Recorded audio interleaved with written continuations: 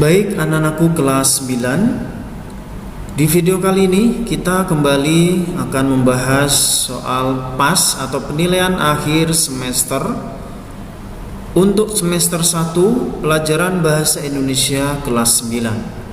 Mari kita langsung saja menuju ke soal yang pertama. Soal yang pertama, informasi yang terdapat dalam teks tersebut adalah titik-titik. Kamu dapat memilih jawaban benar lebih dari 2. Nah, pertanyaannya adalah informasi yang terdapat di dalam teks. Ya. Oke, kita langsung saja memilih satu persatu. Apakah A, B, C, atau D yang sesuai dengan informasi dalam paragraf ini? Kita lihat yang A. Bahan makanan jika ditetesi air kunyit akan mengalami perubahan warna. Apakah ini ada di dalam teks? Bahan makanan jika ditetesi air kunyit akan mengalami perubahan warna. Oke, berarti jawaban A sesuai. Jawaban A sesuai. Kemudian yang B, makanan yang mengandung boraks jika ditetesi air kunyit tidak berubah warna. Di sini ada kata kuncinya tidak berubah warna. Apakah betul sesuai dengan teksnya? Di sini akan mengalami perubahan warna. Sedangkan di dalam pernyataan B tidak berubah. Berarti jawaban B tidak sesuai dengan informasi. Untuk yang C, bahan makanan jika ditetesi air kunyit akan mengalami perubahan warna merah kehitaman. Apakah sesuai dengan teks? Merah kehitaman. Sedangkan di dalam teks adalah menjadi merah kecoklatan. Berarti jawaban C tidak sesuai dengan teksnya. Yang terakhir adalah jawaban D. Boraks bersifat basa. Jika kita campur dengan kurkumin, maka akan menghasilkan senyawa baru. Apakah ada di dalam teks informasi yang D ini? Kita lihat. Nah, boraks mempunyai sifat basa, sesuai sifat basa. Yang efeknya jika borak kita campur dengan kurkumin, maka akan menghasilkan senyawa baru. Ya, informasinya sesuai dengan teksnya. Berarti jawaban D sudah sesuai dengan informasi yang ada dalam teks. Sehingga jawaban benar lebih dari 1 adalah A dan D. Oke, semoga anak-anak bisa memahaminya ya. Kita lanjutkan ke nomor 2. Informasi yang tidak terdapat dalam teks tersebut adalah tidak terdapat di dalam teks ya. Ingat, ini kata kuncinya adalah tidak terdapat dalam teks. Yang A, telur asin adalah telur yang dibuat melalui proses pengasinan. Kita lihat apakah ada di dalam teks? Iya, di sini ada proses pengasinan. Telur asin, proses pengasinan. Berarti jawaban A sesuai. Tidak dipilih ya, karena kita mencari tidak terdapat dalam teks. Yang B, mengonsumsi telur asin bisa bermanfaat bagi tubuh. Kita lihat di dalam teks. Mengonsumsi telur asin bisa bermanfaat bagi tubuh. Di sini ada sesuai. Kemudian yang C, telur asin mengandung banyak vitamin dan gizi. Telur asin mengandung banyak vitamin dan gizi sesuai dengan teksnya. Nah, kemungkinan D adalah jawabannya tidak sesuai. Telur asin bisa dibuat dengan cara modern. Apakah di dalam teks ada? Telur asin bisa dibuat dengan cara tradisional. Berarti tidak sesuai dengan teks. Jawaban yang tepat yaitu D. Kita lanjut ke nomor 3. Kutipan teks tersebut merupakan bagian titik-titik teks laporan percobaan. Apakah tujuan, simpulan, landasan teori, atau langkah-langkah? Kita lihat. Melalui percobaan membuat pelangi dengan senter dan gelas berisi air, kami mempelajari bahwa pelangi terjadi karena pembiasan cahaya yang terjadi melalui tetesan air. Nah, dari kalimat ini kita bisa menemukan sebuah kata kunci. Melalui percobaan, berarti ini sudah dilakukan sebuah percobaan.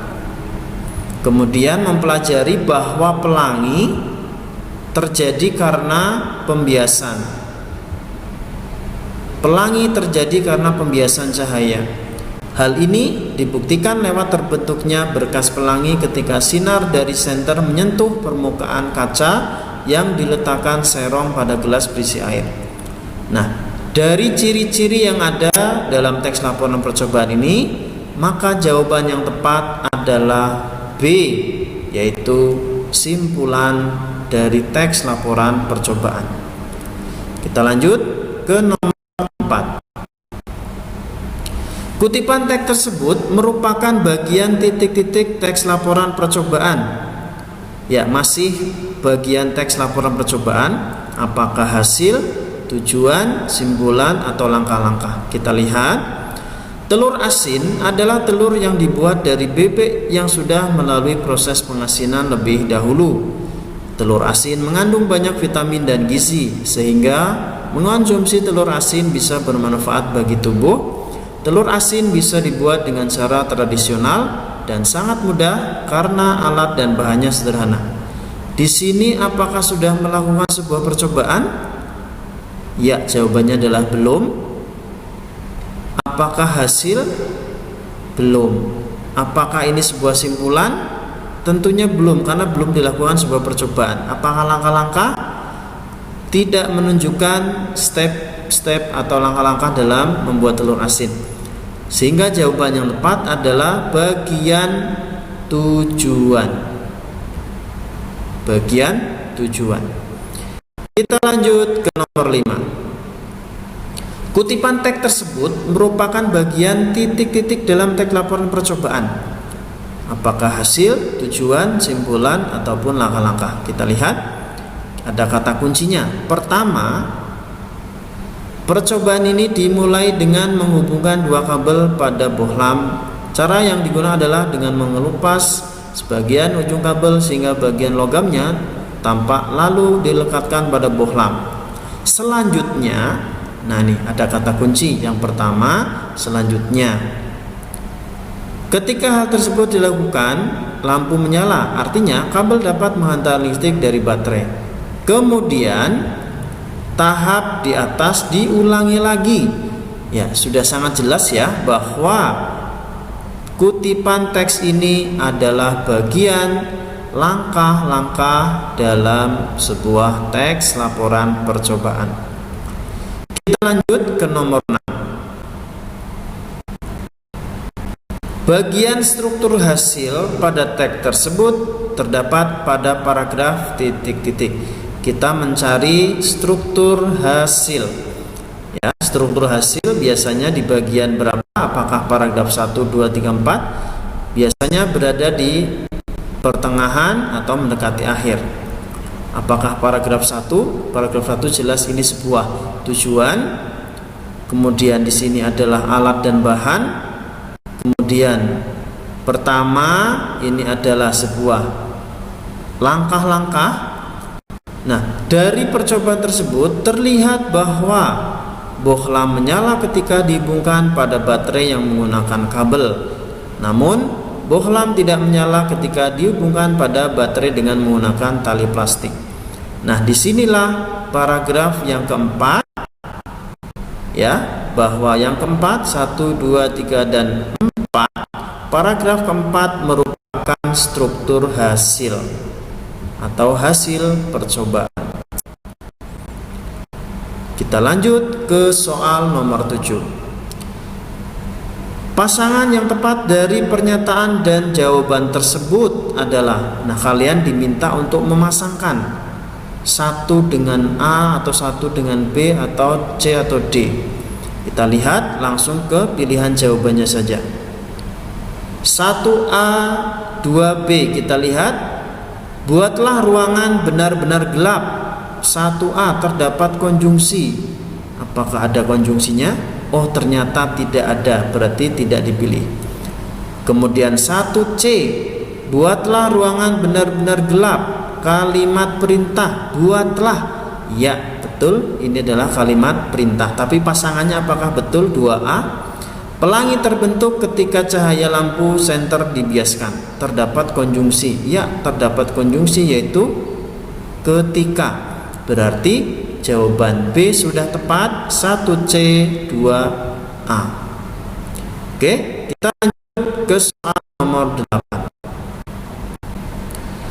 Pesan yang terdapat pada teks pidato tersebut adalah kalian dapat memilih jawaban benar lebih dari satu. Apa suatu hal yang dapat benar-benar mengeluarkan potensi kita itu? Pesan ya, kalau ini adalah sebuah pertanyaan, berarti jawaban A adalah tidak tepat. Kemudian yang B, semoga kita dapat terus menjaga dan berlatih agar dapat menjadi individu yang disiplin. Kita lihat apakah ada di sini pesannya. Semoga kita semua terus dapat menjaga dan berlatih agar menjadi individu yang disiplin. Oke, jawabannya sudah ketemu satu, yaitu yang B. Kemudian apakah C? Melatih disiplin diri merupakan aspek penting yang tidak boleh terlewatkan bagi kita semua. Melatih disiplin diri. Mana? Kita lihat apakah ada di sini. Melatih disiplin diri merupakan aspek penting yang tidak boleh terlewatkan. Oke, itu adalah sebuah pesan juga yang C. Apakah D juga benar? Disiplin adalah satu di antara bagian soft skill sebagai penentu sukses atau tidaknya seseorang. Disiplin adalah satu di antara bagian soft skill. Apakah betul? Mana? Apakah itu adalah sebuah pesan atau hanya sebuah pernyataan saja? Oke, ternyata jawaban D adalah sebuah pernyataan. Jadi pilihannya adalah B dan C. Nomor 9. Pertanyaan yang sesuai dengan isi teks tersebut adalah A. Di mana seseorang harus menerapkan sikap disiplin? Apakah ada jawabannya? Di mana seseorang menerapkan sifat disiplin? Oke, jawabannya tidak terdapat dalam teks. Nomor B atau bagian B, bagaimana cara agar seseorang mempunyai sikap disiplin? Bagaimana caranya? Apakah ada dijelaskan cara-caranya?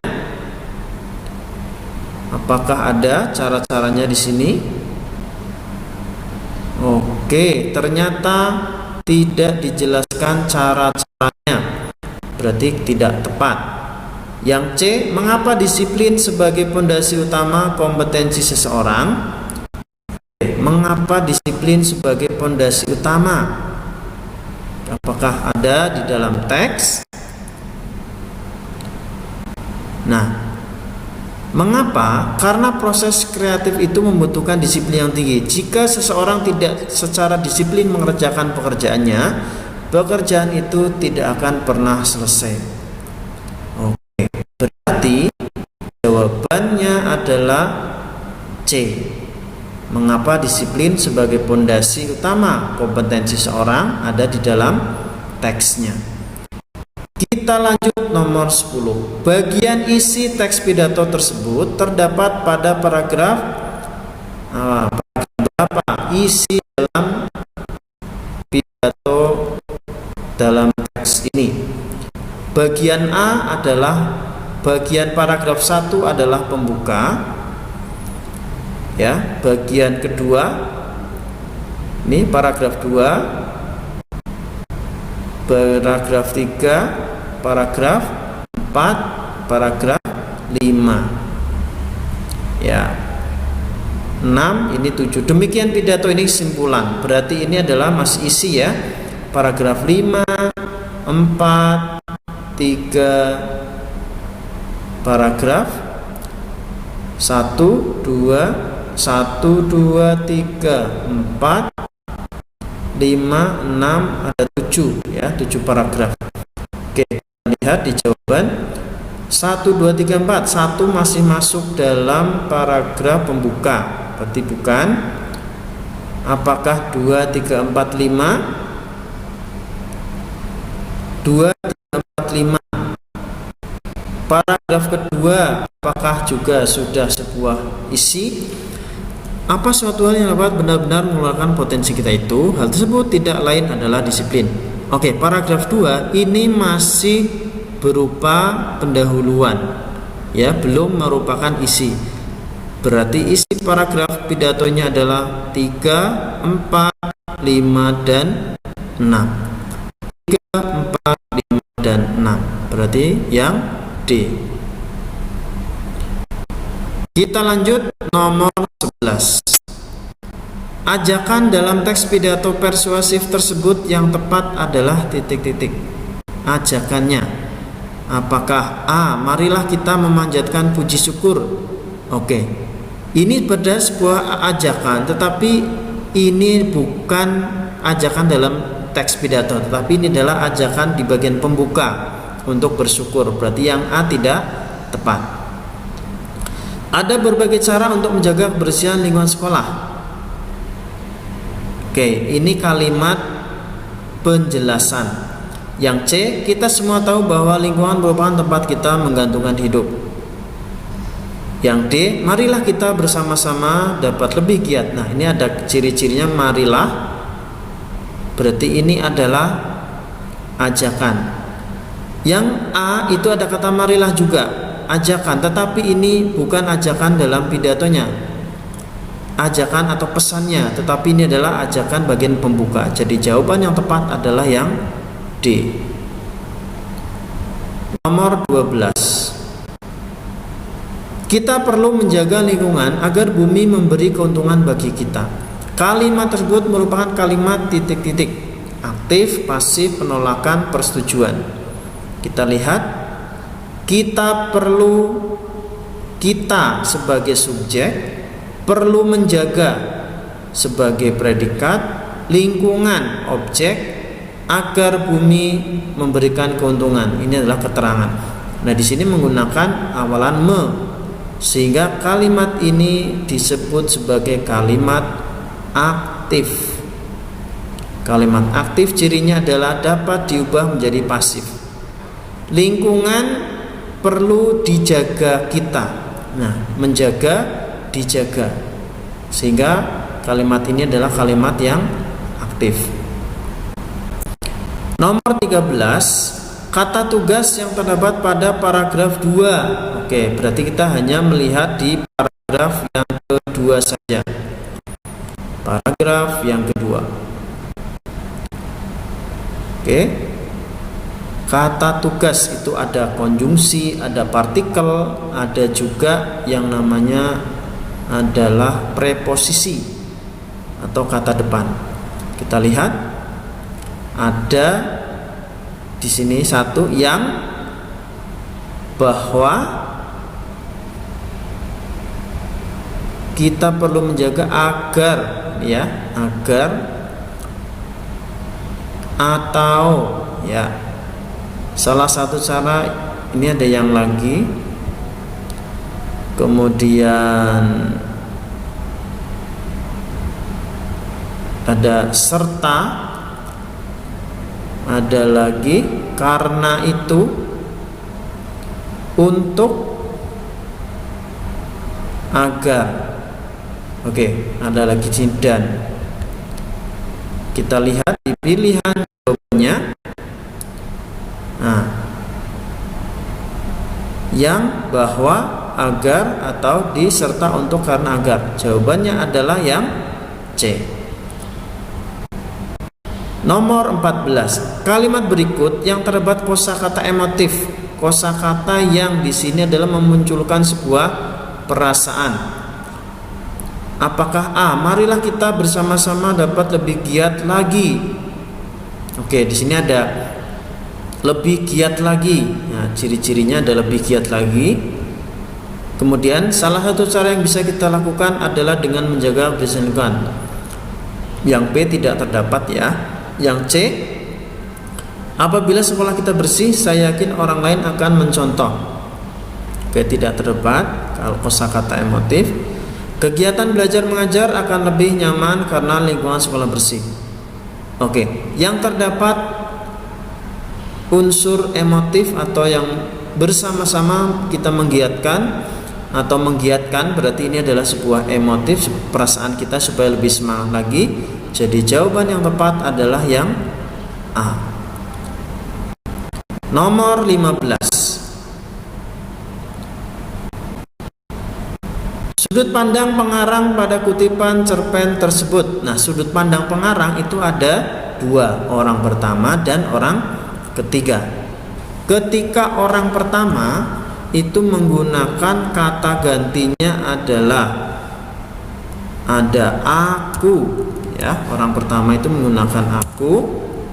Kemudian ketika orang ketiga menggunakan dia atau nama orang.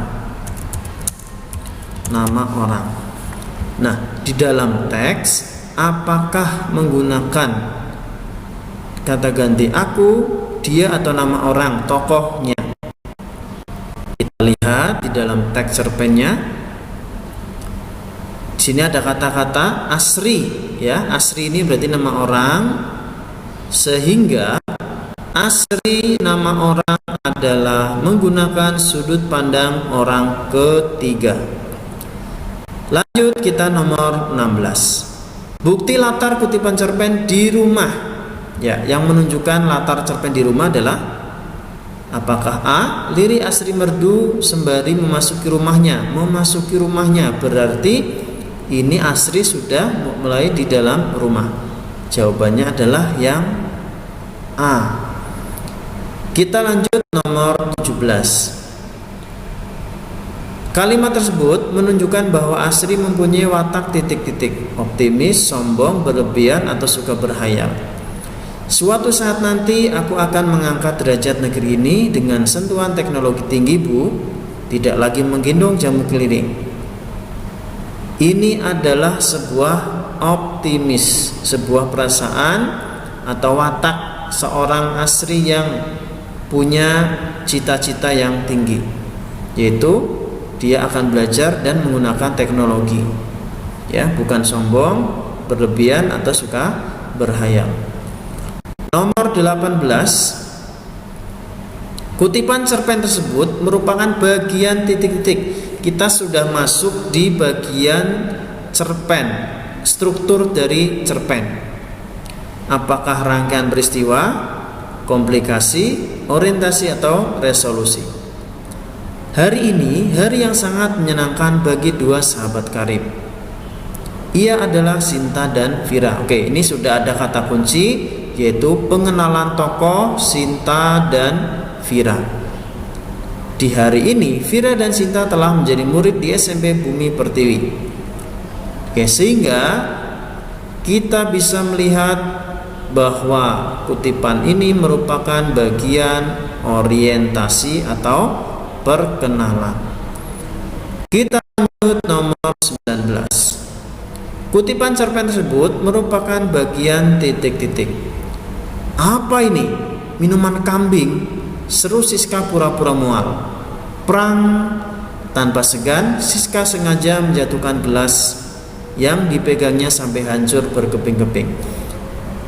Oke, di sini sudah terjadi sebuah konflik atau permasalahan antara Siska dengan Sri, sehingga di bagian ini adalah bagian komplikasi, ya, atau permasalahannya.